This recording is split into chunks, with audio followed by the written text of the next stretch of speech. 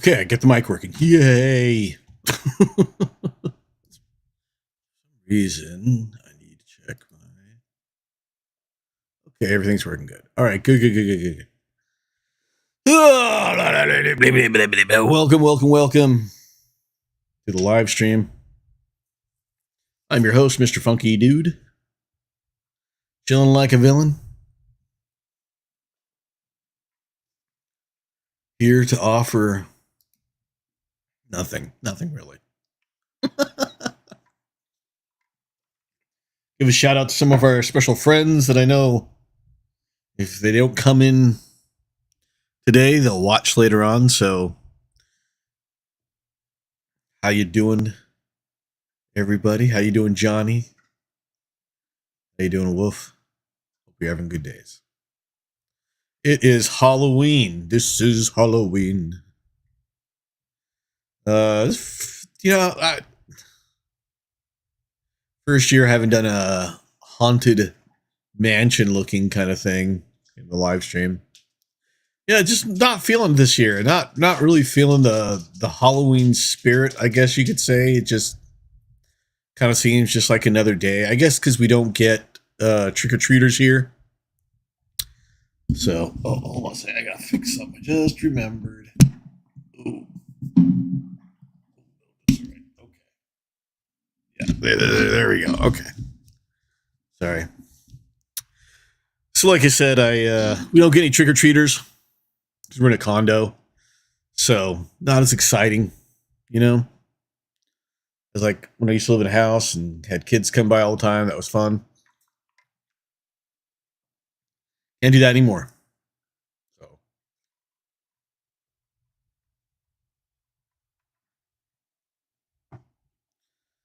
yeah. So Halloween is just kind of like any other day, really. You know, fix this just a little. There we go. Anywho, but I hope you're all having a good day today.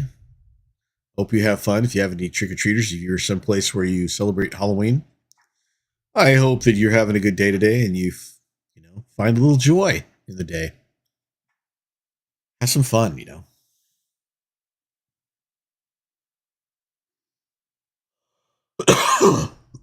Excuse me. Anyway, so what's going on? Not a whole heck of a lot. Started a second sourdough starter. Some of you don't know, but my first sourdough starter died just a few months ago. Not 2 months ago. It's been 2 months. I've been mourning for 2 months, and now I'm ready. I finally started making a new sourdough starter, and I'm on the third day of feeding. And man, I couldn't believe I came out this morning and looked at it. I've only been feeding it for 2 days. I came out and looked at it this morning, and the thing had not only grown, but was bubbling and was producing gluten. Okay. So hopefully it'll keep up this pace in just a couple of days. It usually takes about 5 days. Hopefully by the weekend, I could be making some sourdough. That's the plan anyway. Couple loaves of sourdough.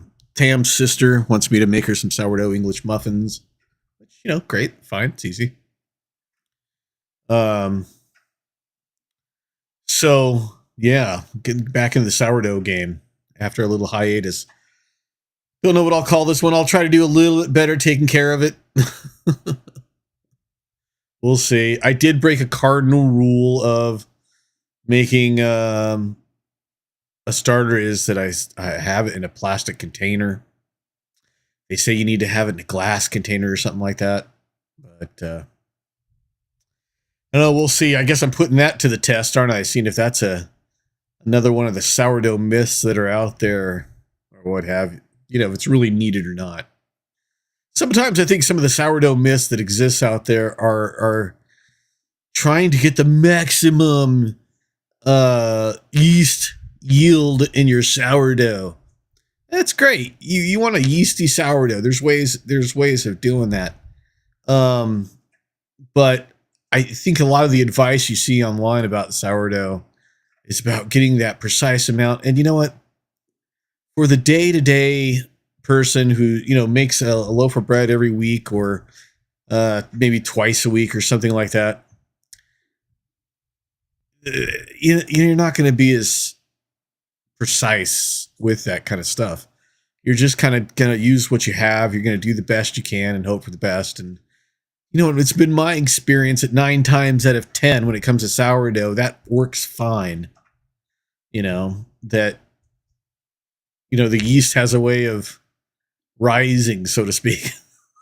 Well, we'll see. Maybe I'm wrong. Maybe on the 4th day, everything will die because it's plastic. I don't know. I'm going to find out. So that's part of the fun, I guess.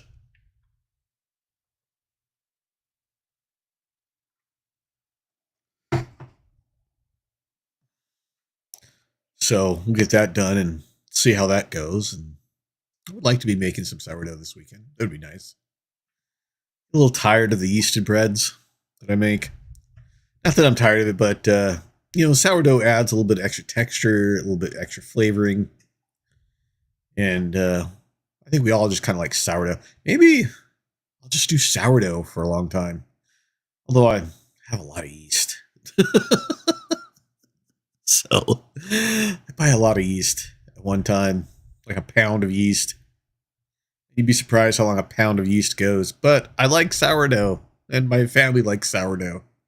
And, my girlfriend's sister likes sourdough. She makes sourdough too, but she likes it more when I make it. Like, I told her how she could make sourdough English muffins herself. I sent her the recipe. She still wants me to make it. Now, I don't know if it's just because she's lazy, doesn't want to do it herself, or there's something I do that is better. Don't know. But whatever. I'll try to make her happy. She's a good person. But yeah, that's it. Just sourdough stuff. What else is going on? Aside from baking sourdough, making a new starter. Not a lot, really. Just living life, waiting for the actor strike to be over so more shows can come on. Tam and I have we're on episode 107 of One Piece. And I'll tell you what they say is really true. They say the show doesn't really pick up until around the 100th episode, and that is definitely true. There's a lot more action. There's a lot more, how do I say, grit. There's a lot more emotional investment in the show. So I could definitely see what they mean when they say that, the show kind of picks up after episode 100. And it does. I think the first 100 episodes, what it really does is, it builds up the crew and their dedication towards each other. And you get to learn a little bit more about them and who they are, the core crew. And then it establishes that and then moves forward. But once it starts moving forward, it starts moving forward. It's a good show. We're enjoying that a lot. Oh, what else is going on? Oh, started a chat room on Matrix. If you don't know what Matrix is a decentralized chat software. And started a chat room for, just for people who might be feeling lonely this season, who just want someone to chat with, or, want to feel part of a group, or something like that. That's what I'm going to offer them. Just come in and talk, come in and chill, come in and relax, get some stuff off your chest if you need to, and let's just, try to create a good vibe. So I know there's a lot of people during this time of year in the season that are feeling lonely, that are feeling like they can't contribute, that are feeling like, they don't have a family to be part of the holiday. And they're feeling alone because of that. Maybe they're secluded more than they'd like to be. Maybe, their friendships aren't as strong as they would like them to be. And there are a lot of people out there these days that are probably feeling alone and secluded. And, I don't get out of the house that often. And I know what that feeling is like. So I'm just kind of trying to offer some type of peace of mind, some type of stability for them where they can come in and talk to people. So, yeah, I've got that going. Anybody's interested, hit me up and I'll send you the link to it. Air is dry. Man, I'm telling you. The weather has been warm, but very, very dry. Yesterday was really dry. I don't know what today the humidity is, but yesterday was like 20% humidity or something like that. The day before it was like 15. All I know is that at night when I have my CPAP on, that's the thing attached to my nose, helps me sleep. It's a machine that helps me breathe at night. The only thing I know is that there's a water reservoir that attaches it to that creates humidity. So it's not just blowing air up your nose, it's up or in your mouth, wherever it's working. It's also keeps it lubricated, keeps it wet, so moist, so that you can breathe and you don't get infections and all that other stuff, right? And it's nice. And it is set to whatever the humidity of the room is. So if the humidity of the room goes up, it doesn't use as much moisture, right? If the humidity of the room goes down, it uses more. So when I slept and woke up and then later on dumped out the excess water, it used up almost all of the water. And I thought, ooh, okay, that's a dry night. That is very dry air there, that it felt like it had to give me all that extra. So, yeah, it's been dry. So drinking a lot of water, to help with it. Other than that, man, did some writing this week. You can find that on my blog on WordPress. You can just go to mrfunkydude.com and you can find the link to that. Or you can go to bio.links/mrfunkydude. Same place. Same exact place. And you can get some information about that if you need to. It was just a little story I wrote about a boy and his mother and ADHD, basically. What comes out of that sometimes back in the 70s. Might be slightly autobiographical, I guess you could say. Could be just a little bit. But it's a true story. I haven't got as many hits on that as I would like. So if it'd be great if you could read it, check it out. Sorry, excuse me. That'd be wonderful. I would like more people to read it. Only for selfish reasons. I haven't, made a video. I've been making clips from my live streams. Those have been doing well, but I haven't made a straight up non-live stream video lately. And I've been trying to kick my head around, ideas around to try to figure out, what I want to make it about. And the problem is, turtles drive me crazy. Sorry. The problem is that I gotta take care of this turtle. Give me a second. Sorry. Turtle's in trouble.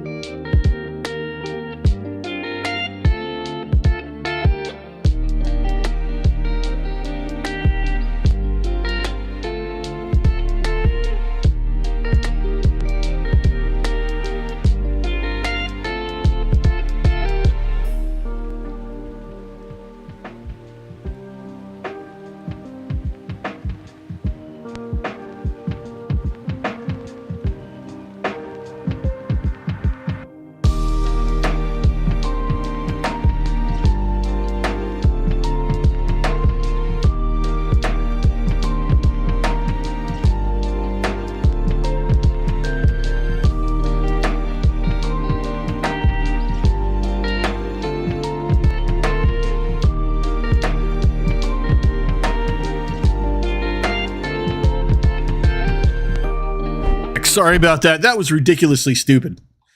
Let me fix this. Hold on. I'll get back to the story I was got. Hey, Johnny, how's it going, man? Yeah, hold on a second. Oh, that was so stupid. So I went and checked on the tortoise, Midas the tortoise. Because he was scratching a lot. I heard him scratching. I figure out what's going on. Like, why is he scratching so much? I go over there. I don't see him. So he has this, like, plastic cave that sits in the corner, right? And I could hear him underneath that. It's like a mountain kind of thing. So I lift it up. And homeboy is face down, planted like, not like this, but like this, face down, hitting the glass, and just cannot move. Just like he's just on his shell. He couldn't even get his head out. So I picked him up, took him out. He was all like tucked into his shell, couldn't move. That's why it was making all the noise. He was thrashing around there trying to figure out what to do. Oh, what a stupid tortoise. Anyway, going back to my story, what I was saying before was that been trying to think of a new video to make. By the way, does your video say 3,000 likes? What are you talking about? I wish. I wish I could get 300 likes on a video. I wish I could get 30 likes on a video. That would be nice. But yeah, so I'm trying to think of something new to make, some kind of video to do that would be maybe fix this a little more. That would be entertaining somewhat. So I'm kicking around new ideas. The thing is that, and I thought about this the other day. Oh, Johnny sent me a picture. Hold on a second.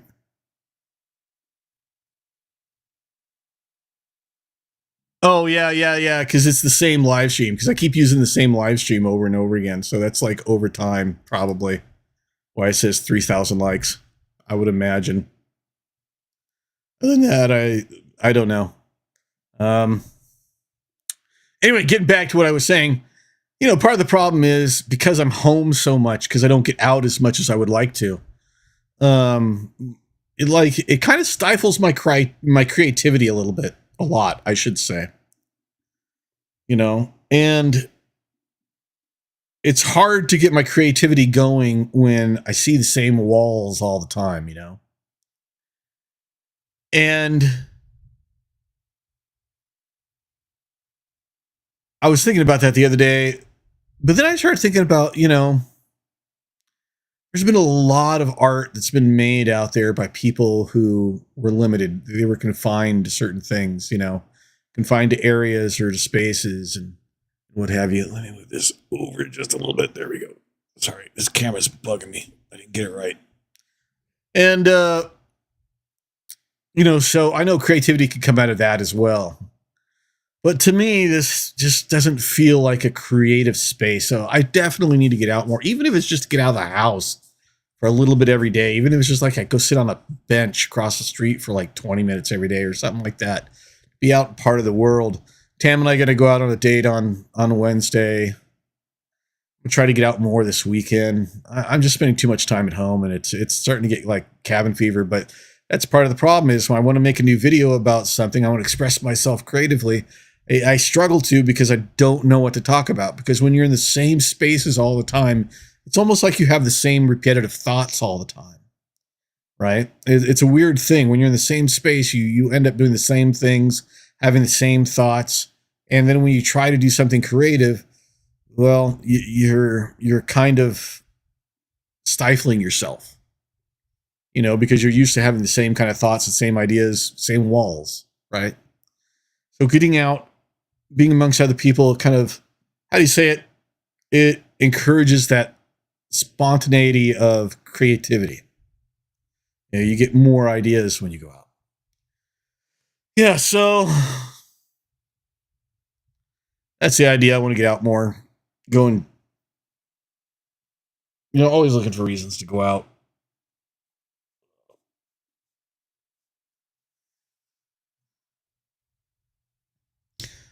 But yeah. How you doing, Johnny? Hope you're doing well. Hope things are going well for him. Yeah, it is. I guess it is a good thing I did hear him. Now he's just sitting where I sat him, and he's just kind of like basking in the glow of the heat lamp. So good for him, I guess. He says, I haven't thought about that. Being a homebody, I can identify with that. Right, yeah, it's just it's just gets a little hard. It gets a little difficult to be creative, right? Johnny says, I'm making pizza for my son. He loves pizza. Who doesn't love pizza? You're right, Johnny. Pizza's great. That's cool of you, man. You're going to spoil him when it comes to pizza. Homemade pizza? Woo. What's up, Faye Helmet? How you doing? Thanks for coming into the chat. I hope you're having a great day today. If not, I hope this opportunity for you have a better day. Welcome to the chat. Welcome to the live stream. Glad to have you here. Thanks. We're just chilling, talking about everyday life. The things that bring us joy and make us happy. Feel free to chime in whenever you want to. Johnny says, I spoil all the people around me with my cooking. Hey, why not? You love doing it and you can share that love with the people around you. It's the best reason. I'm hoping my sourdough starter will be ready by this weekend and I can start making some sourdough loaves. And I got Tam's sister wants me to make her a dozen sourdough English muffins. So I'll probably do that for her as well. Yeah, like I told you, I'm really surprised at how well it's coming together, how fast it's getting ready, it's just, I don't know, something's in the air around here. I don't know if there's just a lot of yeast in the air or what it is, but that, I was surprised. I was like, I'm telling you, I was shocked when I came down this morning. Because I remember I'd only been feeding the starter for 2 days. Just started it 2 days ago. Literally, just started the damn thing 2 days ago. And so today is the third day feeding. That's when you have to do. I'm following the King Arthur, starter suggestions, whatever you call it. And so third day, you have to do double feeding. So I went to go feed it this morning, and I was surprised at how much it grew. Like, I was surprised that it grew at all. First day, it didn't grow, obviously, but after the second day, I've already got yeast action in it. I'm just like, what? And like, I stick my spoon in it, and when you formed gluten, how you get the gluten webs that come down, the strings and whatever, it just went down like that. And I'm just like, what?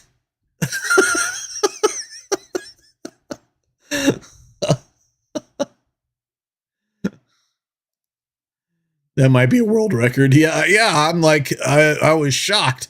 I was just like, what? So, of course, I dumped half of it out and put another cup of flour in there, some water, fed it. We'll see how it goes. Like I said, maybe I am breaking one rule. I'm putting it into a plastic cup, and they say, oh, you shouldn't put it into plastic cups because you can kill the yeast that way or whatever. I don't know what their things are. I'm doing a plastic cup. It's working fine. We'll see. Maybe on the fourth day, it'll all die, and I'll have to start over again with a glass bowl or something. I don't know. But it seems working great, so I'm surprised at that. Really shocked at that. But happy. So, yeah, those are the kind of things we talk about around here.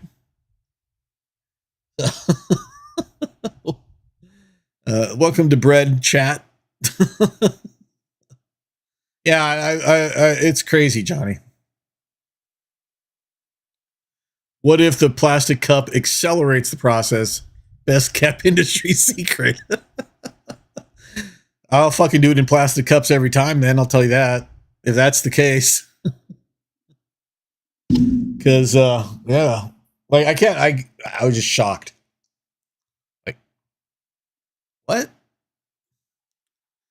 So yeah, we'll see how it does and I'm interested to see how it does in the evening feeding. So I'll feed it again at like 6 o'clock. And then feed it, the next morning and so on. Try to space it out 10, 12 hours a piece. I'm not going to be anal about, exactly 12 hours. If I fed it at 6:45, I must feed it at 6:45 p.m. All that. I was talking about the top of the stream, Johnny. You tell me.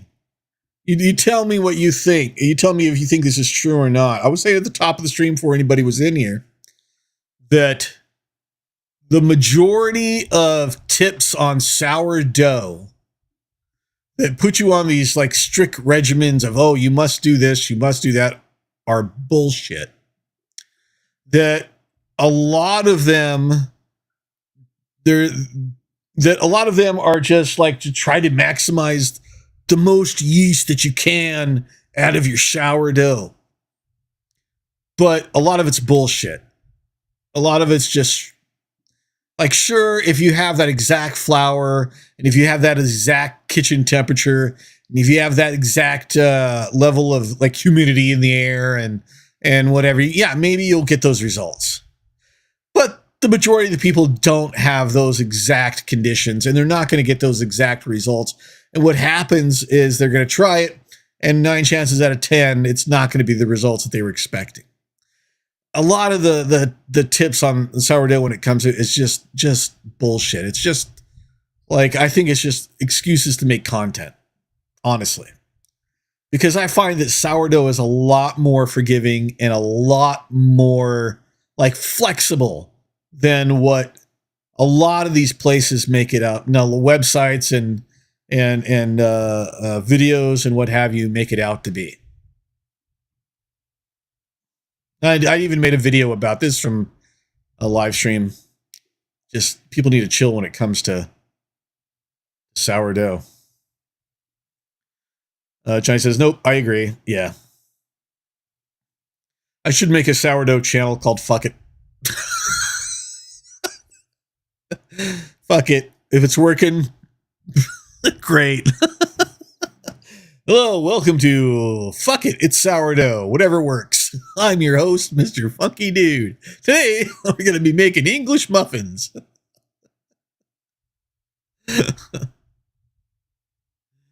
Oh, what? Your starter didn't rise enough overnight? So you don't think it's going to work? Fuck it. Just give it more time. Just put it all together. Give it an extra half hour. Fuck it.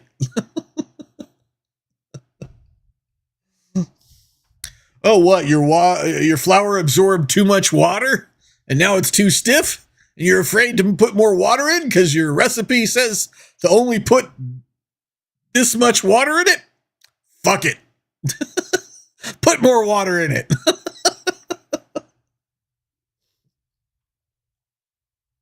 That's going to be the whole thing. Just me saying that.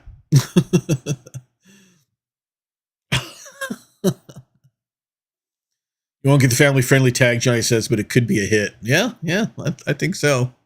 The anti sourdough channel. Hey, it's time for a little Harmless Harvest. Harmless Harvest coconut water. Harmless Harvest, micro-filtered, never heat pasteurized. Gives you that clean, clear, crisp coconut flavor. Harmless Harvest coconut water. Get it at your nearest Costco or 7-Eleven while supplies last. I like how it's green so you can't see the cap. It's invisible. It's invisible. It looks so trippy. Brought to you by Costco. I wish I was sponsored by Costco. Oh my God.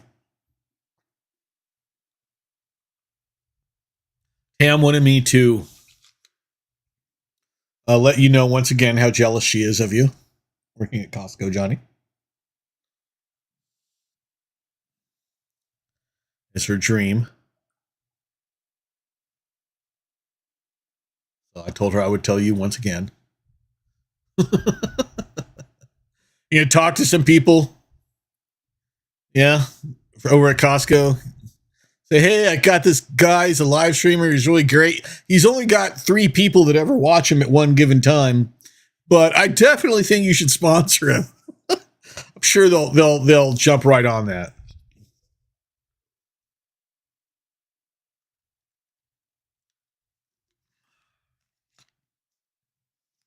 I don't know what it's like for you out there in the desert, Johnny. It's been dry here. Like the weather has been super dry. Like I think we had like 15 or something like that percent humidity the other day, and yesterday, like last night was 25% humidity. I think normal humidity is like 53 or something like that, but like, oh, dry. Dry. So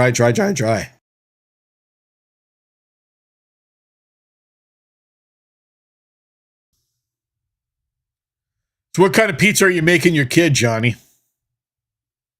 10% humidity there. Tell me. Yeah. Sure, man. You're feeling it then. I was saying that earlier. I have a humidity reservoir on my CPAP that humidifies the air according to how much humidity is in the air, right? So it has like a little sensor that senses the amount of humidity. And last 2 nights, the thing's been almost bone dry by the end of the night. Which is like unusual. I'm all, damn, I knew it was dry, but shit, that's pretty dry.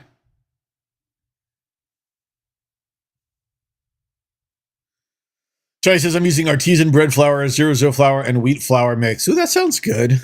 Yeah, I've speaking of wheat, I've been making the sourdough starter with some wheat flour and, mixture of wheat and just white bread flour. Excuse me.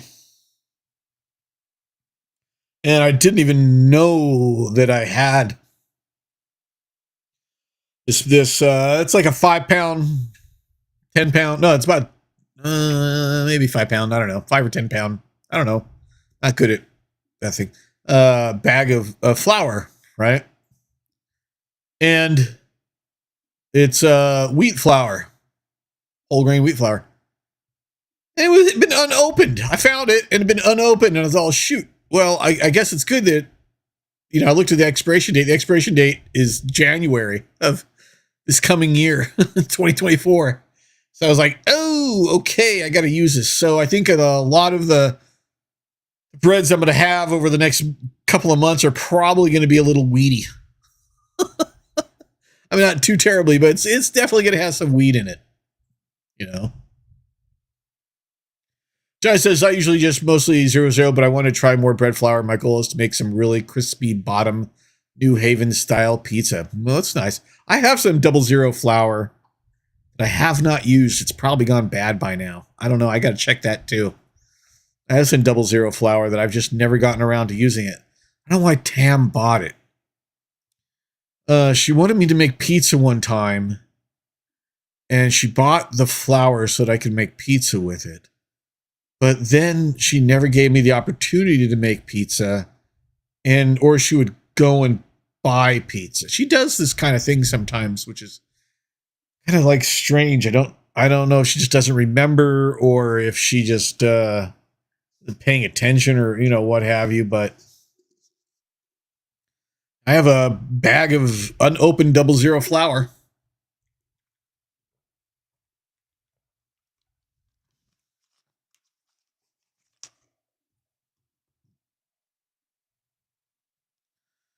As long as the seal, Johnny says, you might be good. I have these little bugs who like to eat my flour. They find a way in. Oh, once I open up my flour, I keep it sealed pretty tightly. I keep like my bread flour. I literally have it. I get like the 15 or 25 pound bags of bread flour. And I literally have this, it is a dog food Rubbermaid carrier. It's made for putting like, I think 50, like the big bags of dog food into this thing. You're supposed to fill it up, right? And but instead, I just put my sack of bread flour in it, and has a really good tight lid on top of it. I put on there. So I keep a lid on my flour, pretty tight.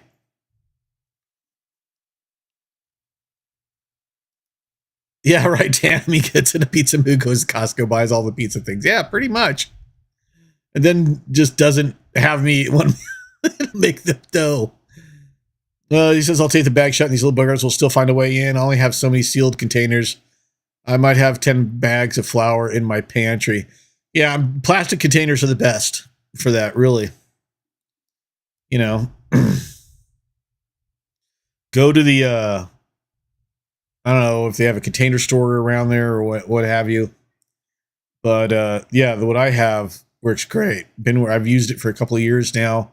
I got it like right after the pandemic started, and it works great. Fantastic. I just, whenever I need the flour, pop that thing open. It's like 2 feet, 2 feet tall, like that wide. Yeah, it's basically meant for dog food, but I use it for my flour, and it works perfectly. But yeah, other than that, yeah, I've only made pizza, I think, twice. You've probably made pizza a lot more than I have. I've only made pizza twice. Everything else I've made a bunch of times. Oh, but you know what I'm going to do is I have this, I'll send it to you if you're interested, Johnny. I have this wonderful, wonderful, wonderful recipe for cinnamon rolls that I like to make around Christmas time, around the holidays, and my family loves them, and they've already asked me to make them again. Cinnamon rolls. And it is really, really, really good. Like the best cinnamon rolls you've ever had. I want to make those again this year.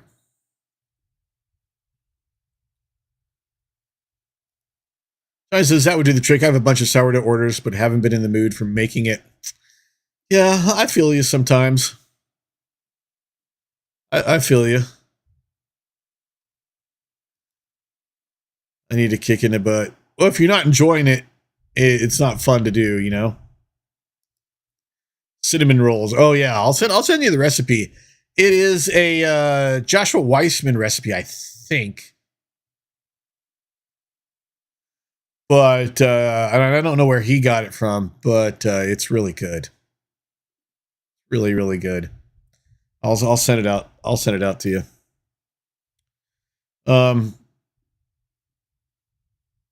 That'll be a video, cooking video I can make. Anyway, and also they want me to make some bread rolls. They've been asking me to make bread rolls, so I'll have to make that for probably Thanksgiving.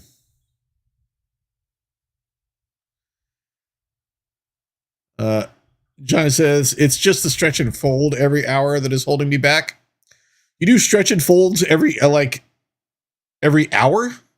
Or is it because you have a lot of loaves that you're doing? Like, how long are you spacing? Like, if you're just making one loaf of bread, how long do you space the stretch and folds between each other? Like, for me, I usually do 3 sets of stretch and folds spaced out about 30 minutes apart. And I find that works fine. If it's not passing the window pane test after that, I just do it another stretch and fold, give it another half hour, and usually by then, yeah, I'm getting good window pane. I'm getting good gluten development. 45 minutes to an hour? I don't know if that's necessary, dude. I think that might be one of those sourdough bullshits. I mean, like I said, I do it every half hour, and I get fine gluten development. I mean, I think you should try that. Try, like, take just one loaf. Instead of doing the stretch and folds every hour, do a set every half hour. I think you might find out that's one of those, like I said, sourdough bullshits.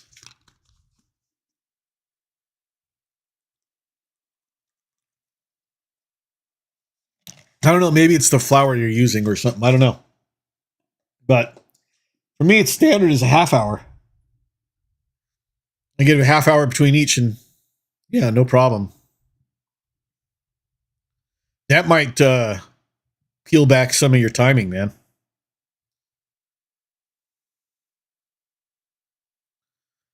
Because, yeah, see, because I don't know. Might want to try it. But if what you're going is working, why fuck with it? But I don't know. Well, you know, you can always do the what is it? No knead method, which is that you just let the gluten develop on its own. You know, have you ever tried the no knead method? It takes longer but less work. You know, so you're kind of letting, instead of what you're doing is you're trading time for work. So the no knead method is you just don't need, you put everything together, you mix it all up, and you let it set overnight, and it develops that gluten on its own, and that way the next day, all you got to do is shape and rise. Pretty easy. Johnny says, you could be right. I don't remember exactly. I might have found a sweet spot at 40 minutes.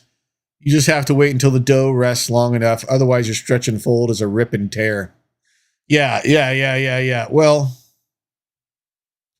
here's what I found. I have found that the method of kneading, which is what your gluten development, has a lot to do with different factors, like how much water, what's the hydration level of the dough? Is your kitchen like dry or is it moist? You know what I'm saying? What's the humidity level in your kitchen? What's the absorption rate of the flour that you're using? I think these things all contribute to, making gluten, and they determine how you handle the dough. So if you've got if I'm making English muffins, right? I'm gonna probably, because it's a low hydration dough, I am probably going to give a little bit of time in between stretch and folds, a little bit more time, or at least, and I know I'm going to give it an extra set of stretch and folds, because that low hydration dough isn't going to stretch very easily. One of the things I will do for a stretch and fold is I will literally, for a high hydration dough, a low hydration dough, I will hold it. I will let it stretch on its own. Now, I won't tear it. And then I'll fold it.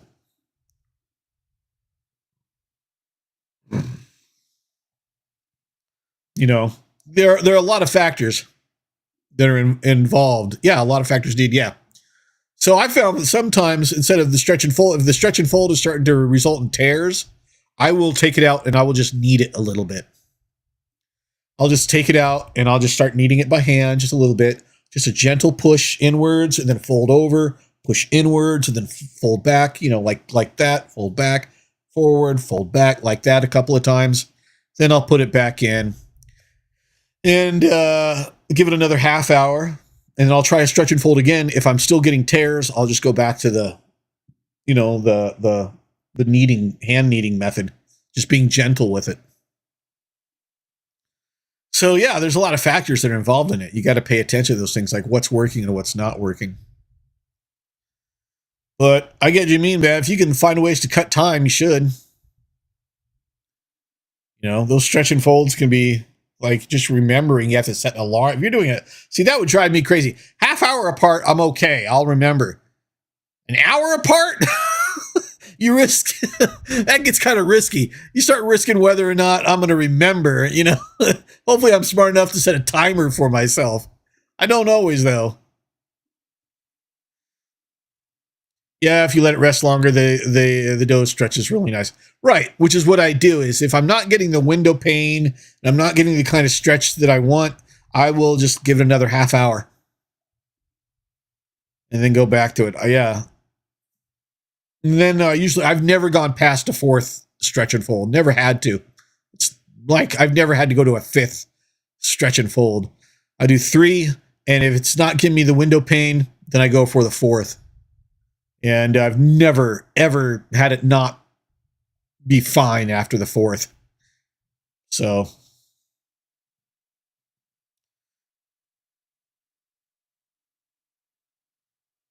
you know, that works for me. I have a cool timer that has 2 timers. Yeah, the watch will do that. Or my phone will do that. I'll tell Google to do that. Google can set 2 timers for me. Honestly, I use my Google Home for baking and turning on and off the lights. That's pretty much it. And then the obscure bit of information every now and then. You know, but mostly it's timers for cooking and hello, Daphne, and what have you. Oh, Johnny says my fourth stretch goes right to shaping. Yeah, more or less. Yeah, well, I'll give it 10 minutes after that. Here's the thing. I always, after I've handled my dough, after I've stretched my dough out, I always give it 10 minutes. So what I'll do is, like, after the, so, you know, after I've mixed everything up, I'll shape it into a boule, and then I'll put it into my bulk container to rise. And then, but before I put it into my bulk container, I let it set there for 10 minutes. Set there for 10 minutes, I put it in. Once I get all that out, I will shape it into a boule again. I will shape it into a boule a second time. And then I will let it set there for 10 minutes. 10 to 15 minutes. Just let it rest. Then what I'll do is I'll come back and I'll shape it for a loaf. So let's say if I'm making a sandwich loaf, you know, I'll pull it out into a rectangle. And if it's snapping back too quickly, I leave it alone for 10 minutes. To me, that's the magic number, is 10 minutes. I'll leave it alone and I'll come back to it. And if it lets me stretch it a little farther after that. And so I'll stretch it till it's, you know, the size that I want it. I'll fold it over, roll it up, tuck it in, and then I just put it into the container. But I always, after I shape, any kind of shaping I do, any kind of handling that I do with a dough like that, where I want it to be a certain, you know, way, I will let it rest. That 10 minutes makes all the difference after you're done, you know, holding it or messing with it. Guy says I should make a video. I've combined so many people's techniques that I like it to my own. You should. Yeah, why not? Sure, it'll be you know, useful. Definitely, why not? Oh, my cat here is after me. Can you tell? That's Daphne over here, making a little surprise visit. Pissed me off the other day by, well, it's not her fault. She ruined one of Dax's, you know, my dog, one of his beds.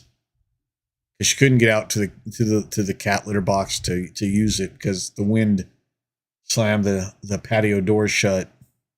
And we didn't think to prop it open. We should have, but we didn't. So she used his bed as a place to urinate, and it ruined his bed. I was like, it's too much. You can't clean that out. We're going to start looking for some liners to use for this beds. This is not the first time this has happened, so we're gonna find some kind of plastic liner or something that we can use for his beds, and hopefully that'll take care of that problem. Because once the piss gets into the batting, like, you really can't throw it into the washer because then the batting becomes lumpy and starts moving around, and it's never the same afterwards. You know. So yeah, we're gonna have to throw that away and get something new. Yeah, she's a little pest, but she's a good cat. I can't complain too hard. So I've been trying to get people into the Matrix chat room that I was showing you the other day, Johnny. I've got like about 2 or 3 people in there right now We have these nice casual conversations. I've been promoting it a lot on on Mastodon. And what I'm trying to do is, honestly, my idea for starting it was to give people a place that people who maybe during the season, during the holidays, are a little lonely.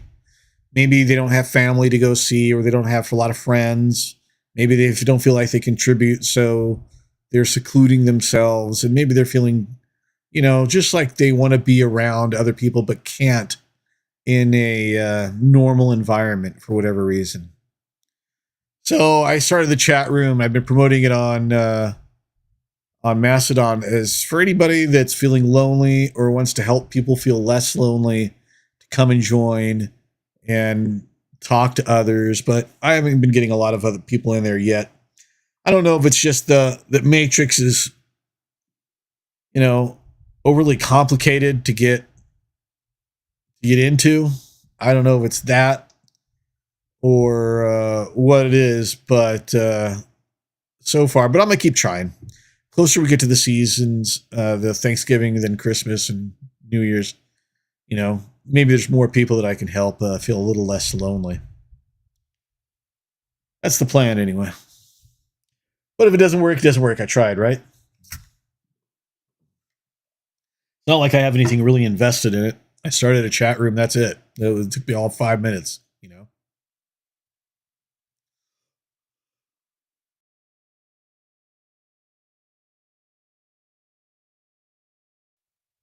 It's dry weather screws my sinuses so much.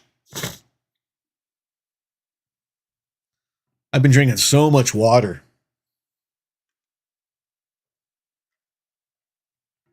To combat it. Ugh, I just feel dry. Johnny says, I'm technically inclined. When you're prompted with 10 choices, download a thing. It was a little overwhelming, yeah. I need to run Element and get that going to join. Yeah, I got the desktop app.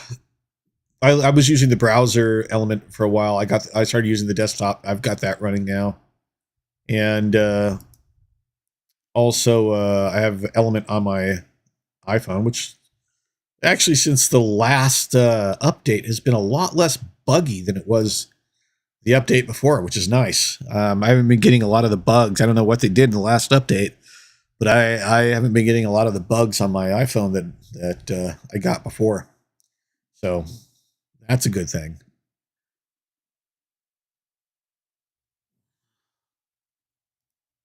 It's cool about the holiday inclusivity. You're so thoughtful, Titty. Well,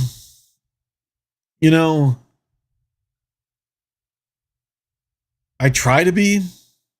There's not a lot that I can do for people from my home, and I feel like I have a sense of what is it?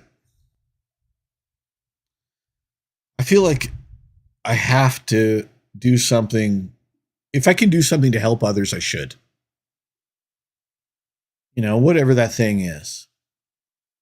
And I know what it feels like to feel lonely. I know what it feels like not to have a family.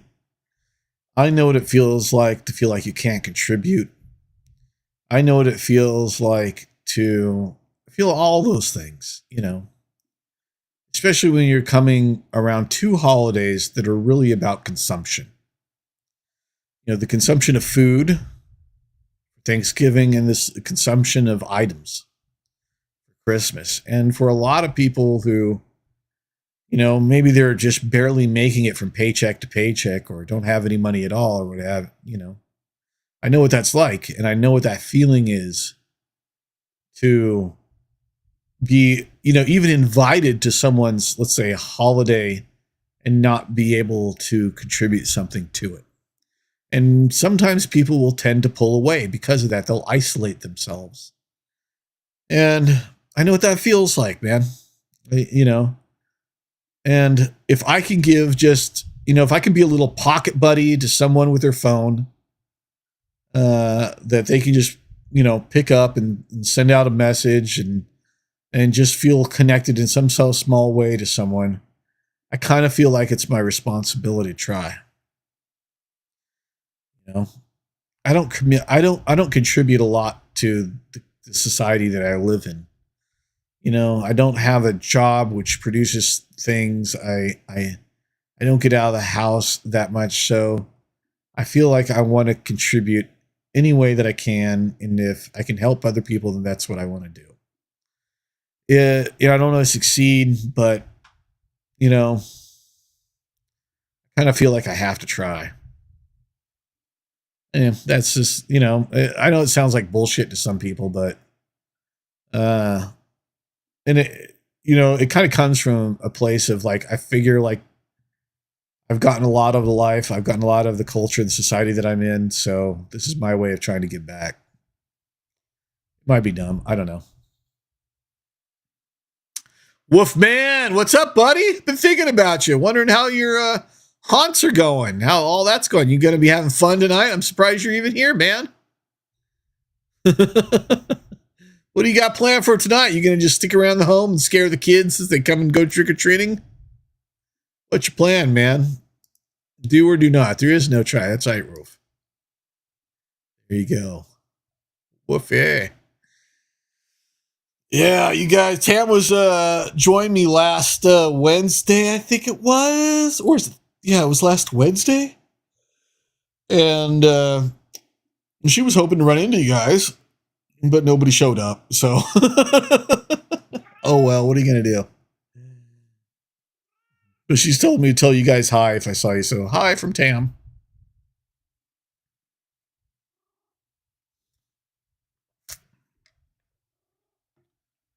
But I hope you're having a good time, Wolf. Wolf says, nope, no more performances Friday, then haunting is done. No special plans today. I leave that to the noobs. Okay, cool. Bet you've been having fun with that. Can't wait to hear the stories. Coming out of there. What? Oh, the cat is demanding pets. What?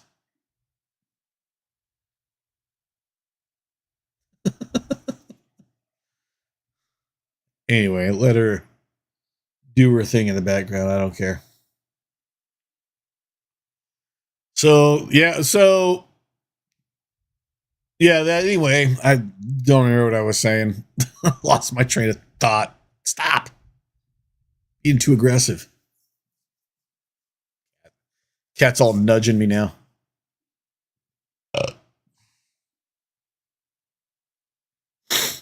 Oh, my sinuses.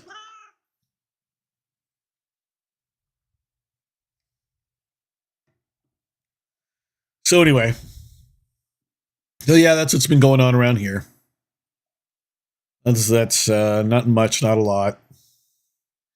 But yeah, so I think I was talking earlier about trying to come up with a new video idea and creativity and things like that. I don't remember what I was going to say about that now. I feel so distracted right now for some reason. It's like I'm derailing my own train of thought. Tam. Okay, so you guys will like this. I'll tell you a little story about Tam today. Over at Tam's where she works, she works in like an industrial complex area. A lot of office buildings, and they're all like 2-story buildings. And so every year for Halloween, all of the different companies, like about a dozen different companies, all pitch in, and they get this. They do this Halloween lunch party. They cater it. They have like usually Mexican food and other stuff, and they have a costume contest between the different companies. And I don't know if you follow Tam on Snapchat or not. If you do, you should check it out, because her and her group of people from her company decided to do The Price is Right. So they dressed up as like the contestants for The Price is Right, and they have these mock what do you call it? The podiums that look like The Price is Right podiums in front of them. One guy was the wheel that you spin for the jackpot, whatever it is, the big wheel. One guy was like that wheel, and it was like coming out of his chest. It had like 20, 50, 10, numbered blocks on them. The contestants had like the yellow name tags with the printing on it. They really went all out. It was really good. One guy was the pachinko, and he had like, you could drop it on his costume and it would go down. Yeah, they won. They won the prize. The prize is either going to be Lakers, Rams, or hockey tickets, Ducks tickets. So I don't know what they chose as a group, but they got one of those, sets of tickets. But yeah, they weren't. That's the thing is, they weren't necessarily the contestants on The Price is Right. They were The Price is Right. You get it? So that was pretty funny. It was pretty creative.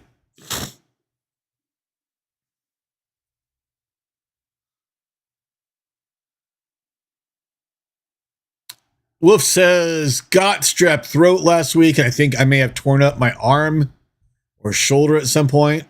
Ooh. One more performance and I'll get it checked out. Ouch, man. Did you get strep throat from? That's a bacterial infection. Oh, man. I had strep throat once when I was a kid, and it screwed up my voice for the rest of my life. That's how bad it was. It was so bad that I had, what do you call it? Scar tissue develop on the inside of my throat. And I was like coughing up chunks of like tissue and blood. This is when I was like, how old was I? I want to say I was 14, 15, maybe. It was like really, really bad. And it's because I didn't get it treated for a while until finally I went to the doctor and, started to get it treated. But it screwed up my voice for the rest of my life. It's after that was when I, every once in a while you'll hear my voice crack when I talk. That's because of that. There's a certain note and pitch in music that I can't hit, and it's because it screwed up my, my throat, basically my larynx. It's never been the same since then. So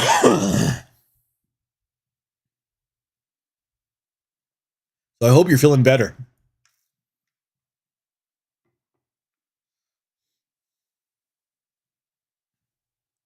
Don't hurt yourself, Woofy. I'm sorry you weren't feeling good, and I hope your arm or your shoulder isn't like fucked up too badly. Get yourself looked at, buddy boy. Take care of yourself. Johnny.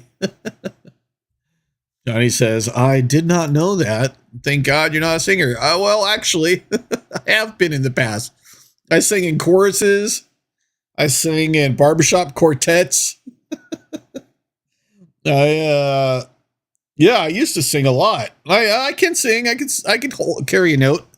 It's just there's that one note that I kind of like. I can hit it, but it's a lot harder, and I have to be really careful when I do. So,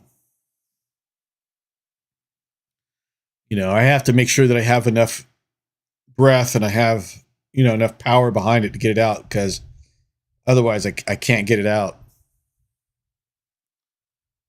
But yeah, I've done a lot of singing actually in the past.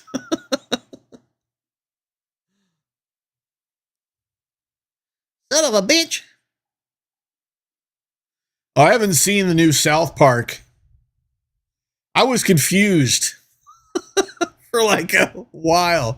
So I would see clips on TikTok about the new South Park, was it Panderverse, right? Into the Panderverse. And, there's a lot of talk about it on the internet, where there has been in different places. But you see, here's the thing. I initially read it as the Pandaverse, not the Panderverse, right? I initially read it as the Pandaverse. And so every time I would see a clip, I couldn't figure out why they were calling it the Pandaverse. And I thought this for a long time, for like a couple of days. I'm just going, I don't get why they're calling it the Pandaverse. Like, what does it have to do with pandas? Then I read it. Then one day I read it again. It was like, oh, pander. They're talking about pandering. Oh, I get it. And then the clip started to make sense to me, but I'm just going, what does this shit have to do with pandas? So it says I thought Panda 2. I assume it's out. I haven't seen it. I haven't watched it yet. Only because just haven't. Right now, our watch schedule. What's up, Wolf? Hold on a second. I'll bring you in.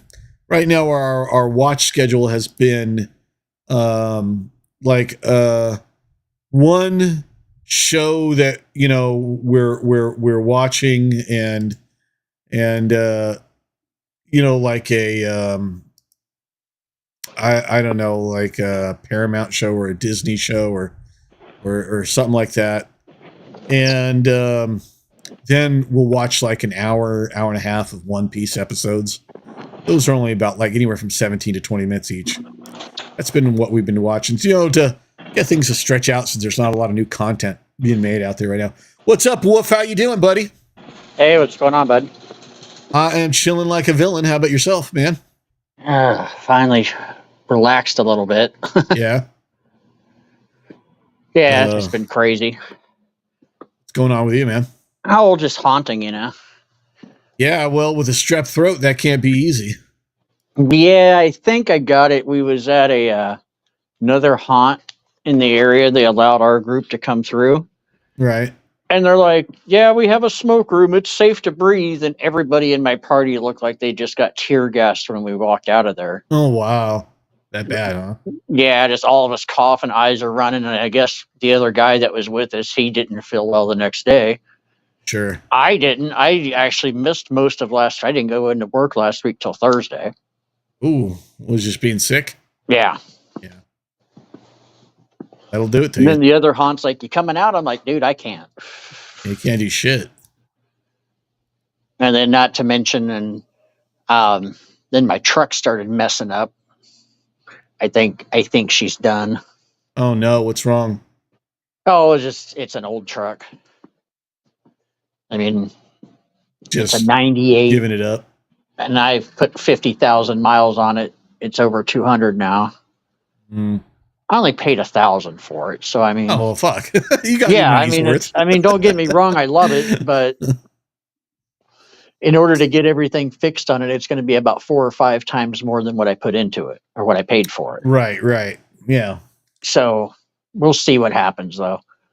And yeah, then when I was sick, I got up that last Monday and I just started moving around, and my shoulder has just been like pretty much nonstop killing me. So I think might have messed up a rotator cuff or something.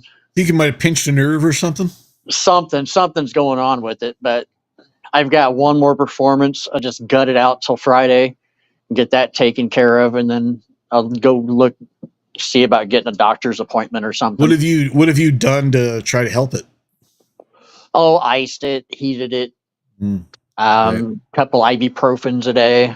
Yeah, I would say like ibuprofen and heat would probably be best. And then stretching it.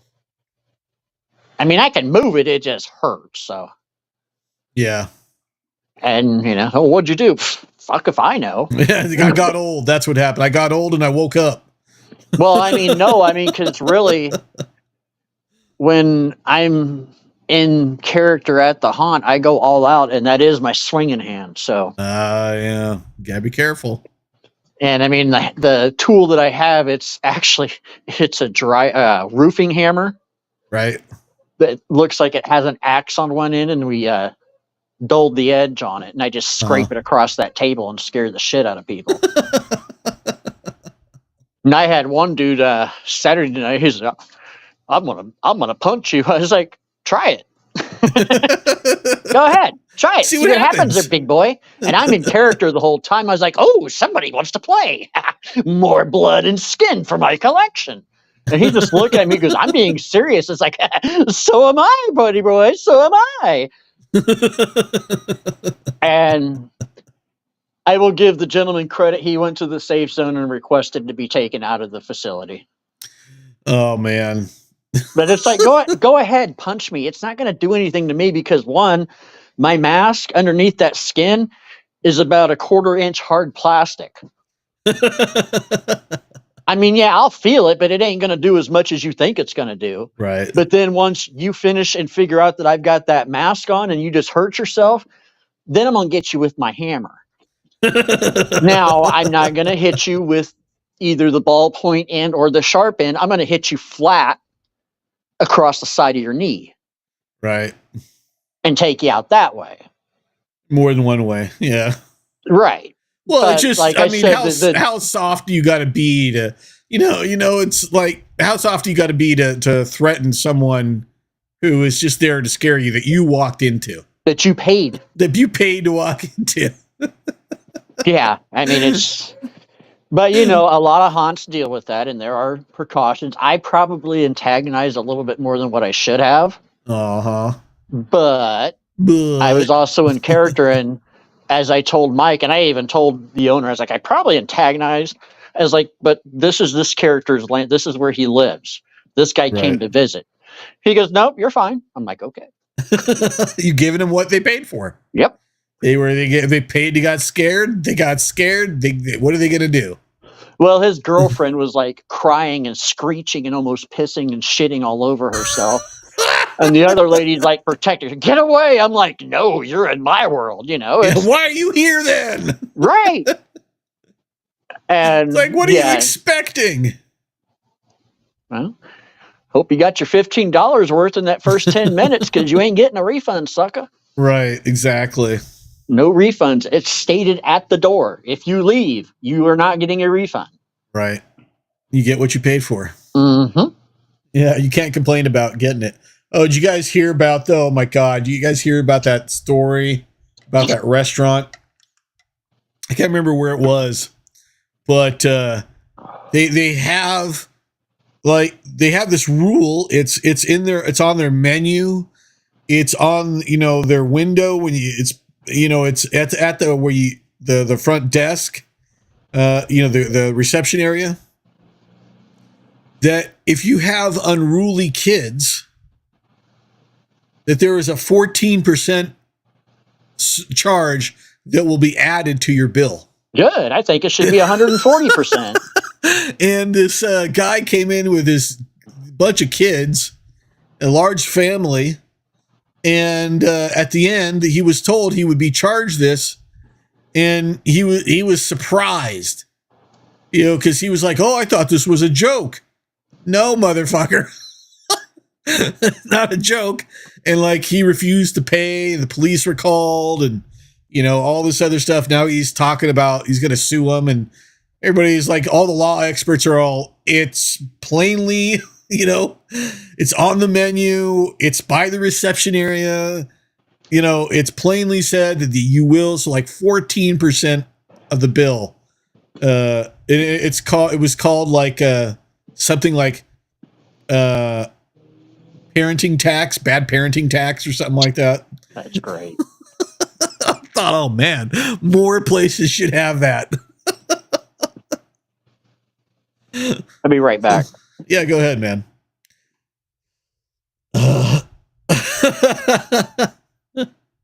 Sue them for what exactly? The $20 Johnny asked. Well, this is a restaurant. This is like a sit-down restaurant. Supposedly, a respectable restaurant.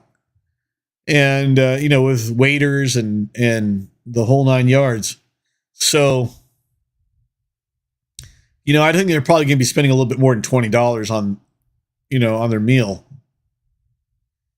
But I thought that was hilarious when I heard that. I'm like, damn right, because I've seen families like that. Like I have seen parents that are so, and I'll admit it, I've seen a lot of this in Irvine. I've seen parents who are so shut down from their kids' behavior that they don't even react to it. Oh, that reminds me of something. I was talking to Tam about this the other day. Tam, you guys might be interested in this. I don't know. We were talking about this the other day, and I was telling her that and there's something interesting coming out of the child development sectors, meaning, it's the science of child development and of child psychology and what have you.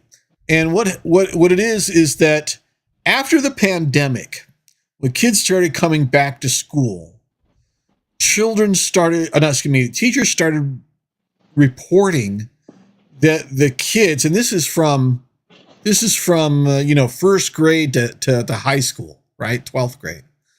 That the teachers were reporting that they were noticing more signs of mental distress in the kids, from the kids acting out in class to the kids being more confrontational in class with the teachers. All these grades were slipping on children that had been typically doing well before, the pandemic. So all these things have been happening, and teachers from all over the country have been reporting about this, right? So child development experts started looking into it, and I'm not saying this is the reason, but what they think happened, and I think this makes a lot of sense, is that what people haven't done is they haven't recognized how family dynamics changed because of the lockdown, right? Because of the pandemic. Well, yeah, people had to put up with their own kids. Well, not just that, but it's the kids. Because think about let's say you're 12 years old, and you're a 12-year-old boy, let's say. You're used to seeing, let's say you have both parents that live at home, your mother and your father, both still married, and they both live at home. You probably only see your father for maybe 3 hours a day. Yeah. If maybe in the morning, and then when he comes home, if he's not off doing his thing, and then TV time, and that's it. Yeah. Right. So you have maybe 3 hours of interaction with your father. You might have a little more with your mother, but depending on if she's working, which most homes have to have two parents working. The same might be true for the mother as well, right? Right. And so the child has learned to develop in this situation where they may see their parents more on the weekends, but on the weekdays they don't. So now they're in lockdown. And now all these kids have spent so much time with their parents that they began to see them in a different light. They got to see their parents' faults. They got to see their parents' mistakes more closely. They got to see their parents' personalities. Yeah, well, whatever it is, and these things caused, these children, there's no way for them to reconcile that. It was thrust upon them, and now they see their parents as different people after the lockdown than it was before the lockdown, right?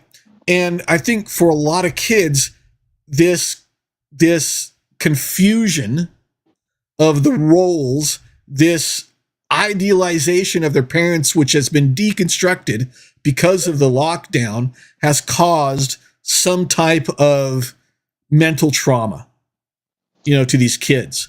And what happens is that when they get put back into school, they're still dealing with this new relationship dynamic of their parents and seeing their parents in a different light.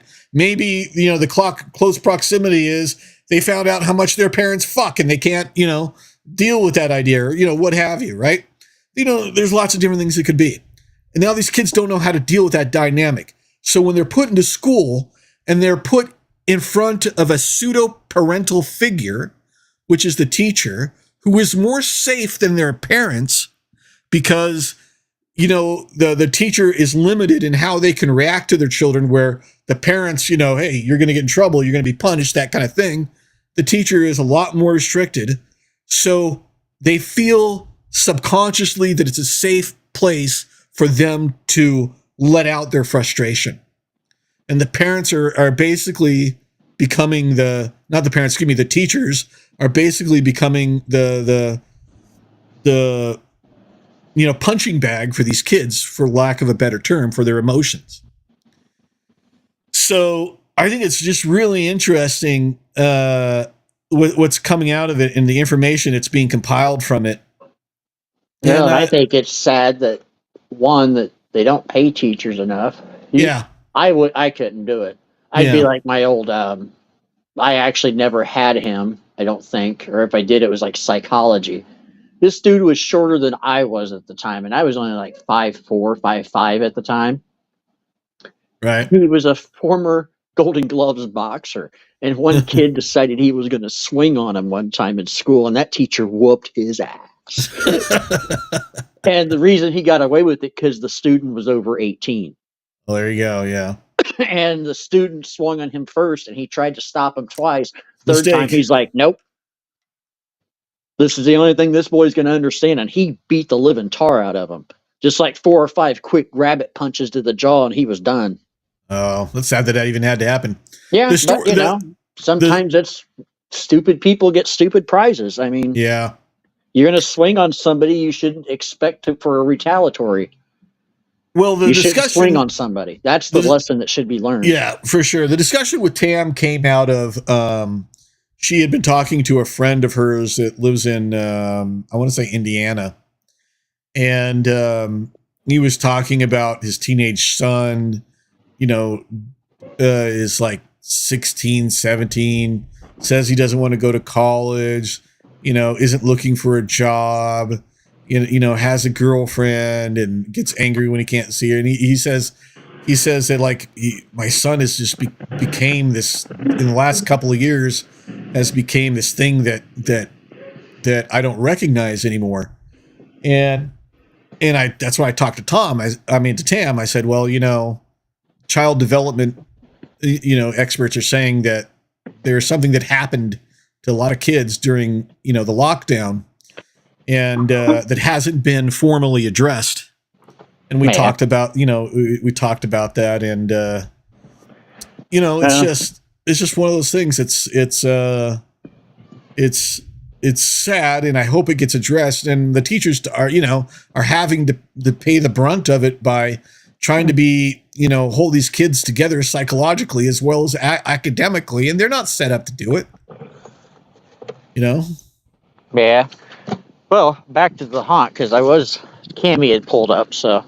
Okay. So we had our prizes award ceremony on Saturday night. Right. Now, as you know, I kind of stepped up and been helping the one lady as actor manager.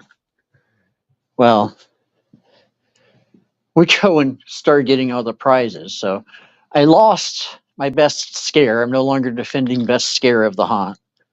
Oh. It went to a cat and one of their kids that was over in the other area. Okay. Yeah, this cat actually was like darting in and out all over the haunt and scaring people everywhere. Because it's an outdoor haunt, it's an outdoor cat, so yeah. That's hilarious. Yeah, and the cat's name is Tetanus. all their cats have creepy names like that. Tetanus? Yeah. That's great. So little Tetanus was runner-up for Scare of the Year, and the one that won was their son-in-law or something. I don't know what he did exactly because I didn't get up to that area very much. I only went through the haunt once, and that was with Creature Feature. Right. However, I did get 2 honorable mentions. What'd you get?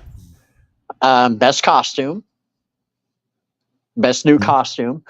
And the guy that I lost to was actually in the room next to me. He had hand sewn a Victorian dress for himself to make him look like a doll in the doll room.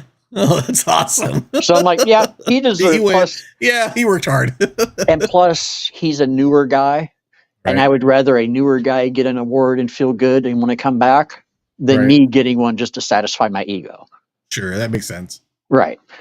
Well, then I was actually going to win this award with 3 other people, and I apparently had 3 trophies made for us, so I don't know how they're going to do that. Most dedicated, Right. because every night I got there as soon as I could, and I was the last person to leave 99% That sounds of the about time. right for you. That sounds like the appropriate award for you is most dedicated. Yeah. Well, they pulled rank on us. We were going to get that award, but Lori, the haunt owner's wife, said nope. She goes, not taking anything away from any of you guys, because yes, you guys were amazing. Thank you so much for your help. However, hang on. Yeah, go ahead. Diesel trucks. All right. Can't hear it. It's just a little Dodge diesel truck. It's like, Jesus Christ. Well, little, it's the same size as mine, full size truck. But anyway, she goes, no, we're going to pull rank, and we're giving this award to Angelica because every year she puts 150% into this thing and never wants anything in return. That's nice. I'm like, that's fair. Yeah. So I didn't win, but on both categories, I was satisfied with the winner and thought that, yes, they are deserving. If I can't Yeah. win, I'm happy that they did. Yeah. And That's I mean, cool. really winning, yeah, it's fun, but all it really is bragging rights and ego feed. Yeah. Sure. Because, now I could, oh yeah, I was Haunter of the Year, Scare of the Year 2022. Right. And, I mean, that's only things for like resumes if you're looking to go to another haunt. Right. Most people are just going to go, oh, that's nice. Mm-hmm. Yeah. I get it. Well, it's Well, cool, like if- though. I mean, it If I sounds like moved you to had like fun. Tennessee and I went to another haunt, yeah, I was Scare of the Haunt 2022 runner-up in best costume and most dedicated. So That's cool. Hey, Wolf, I hate to cut you short. Give me a minute. I'll be right back. all right.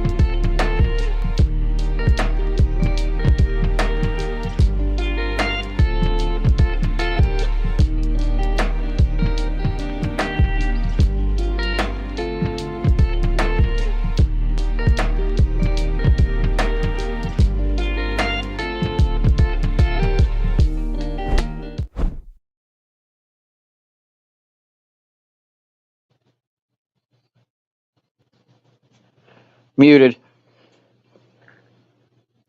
Derpy, derp, muted. Hey, at least I caught it immediately. Thanks. You weren't sitting there for like 10 minutes. Just wagging my tongue. But yeah, all in all, it was a fun haunt season. I mean, That's good. like I said, I got some runner-up awards. I got MVP of the night for You enjoyed yourself. That's all that counts. at the other haunt. So Yeah. that was cool. And then I have to I don't have to, but we've got all 3 of our small haunts. Mm-hmm. We're all teaming up Friday for one last bang at the other haunt that I haven't worked at yet. So I haven't been to this one. That sounds like it's going to be fun. Yeah, there's probably going to be over 100 actors there. Damn. Yeah. So it's going to be it's going to be sound scary. Yeah. You don't know where it's going to come from. And my understanding is there's a haunted bus ride on this one too. Ooh. I don't know. I sounds haven't. fun. The one time that they went last year, I ended up having to work that night or something because I was still on that 6:30 schedule. Right. Where I was getting off at 6:30 at night. Which that sucked. Yeah. How was I mean, work going for you anyway? It was cool because I could sleep in a little bit. And 95% of the time, I didn't even need an alarm because I didn't have to be in till 10. Yeah. Or no, it was 10:30 to 6. That's what it was, 10:30 to 6. So I didn't even have to, I didn't need an alarm because usually I'm up even on my days off about 8 or 9 in the morning. Right. Unless it was a late one. But yeah. Yeah, just work until 6 kind of blew, especially trying to get out to the haunt on haunt nights. And yeah, of course. That would just like totally get in the way. Yeah, especially if you have to go, like if you have to travel like an hour or so to get wherever. Well, you yeah, go to. not only is it an hour, but through Omaha rush hour, which is comparable to LA regular traffic. Right. Not rush hour, just regular. Yeah. I mean, really, there's a couple of spots where you'll probably go slow for a minute. If there's an accident, you're going to go slow until you pass that accident. Right. Because people have that innate nature to want to see if they can see any blood on the highway, which was a great movie. Stop and gawk. Right. That's what we call it out here. Stop and gawk. People just stop and they gawk and they drive on. Yep. But all right, dude, I am gonna hop off here. Let you finish out your show. Cool, man. I got some stuffs to do. Cool. Thanks for joining me. Have a great day, and we'll talk later. I'm good to hear from you, man. Yeah, thanks for tolerating me. Always. All right, buddy. All right, brother. We'll talk at you soon. Take you later. Later. Always good to hear from Wolf. Always good to have him on here. He's a good guy. Love talking to him. Well, anyway, everybody, that is going to be the end of my stream today. I want to thank everybody for joining me. Johnny, Wolf, thank you guys for being here. We got someone else, Lucas, that stopped in for a moment. Lucas, thanks for stopping in and saying hi. Let's see. I think we also had someone whose name is not coming up right now that stopped earlier. I want to say thank you to them for stopping in as well and saying hi. It's always great to have you guys, new visitors here. Hopefully we'll get some more people in here on Thursday. I will be back on Thursday to live stream. I'm looking forward to talking to everybody. I hope everybody has a wonderful day. And remember, between now and the next time I see you, if you have a moment, create a little kindness in your day for someone else. Give them a deserved compliment, open a door for someone, offer to help carry a heavy package for someone. Do something nice for someone else and help make other people's lives a little bit better. And in turn, your life will feel a little better as well. Thank you for being here. Thank you for sharing your time with me. And good night, everybody.